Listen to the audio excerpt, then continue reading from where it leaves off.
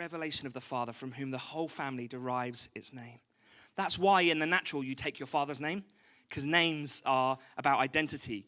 And in the olden days, the name would have given you an insight into what the family did. The smith would have been the blacksmith in the village. And so understanding who he is enables us to understand who we are.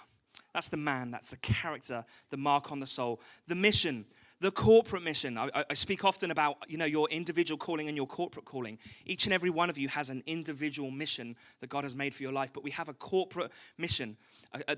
Essentially, this is the body of Christ. This is the church. There's a mission for the church to do, and we're going to look at the Great Commission in a minute and define that. I would define a mission as an assignment given to a group. So that would be the church of Christ, the body of Christ. We have a mission as the body of Christ to fulfill on this earth before Jesus comes back. Anyone agree? The distinction between a mission and a mandate is much more localized. It's much more focused. The mission is the big corporate mission. I did something very unlike me. I did a wonderful PowerPoint. Had it all sorted out, and then in the shower this morning, God changed the talk. So you're not getting your PowerPoint now, sorry. It was pretty as well. I had like little colors and everything. I had a little pointer that I was going to use. It was glorious. We'll do that another day maybe. But the mandate, do you know Catch the Fire London has a mandate? Catch the Fire London has been given a mandate by God. We are part of the body of Christ, and we're working towards that mission for the whole body. But within our corporate gathering as a church family, we have a mandate. You have a mandate. Each and every one of you has a mandate from God. A mandate I've defined here as an official order to do something.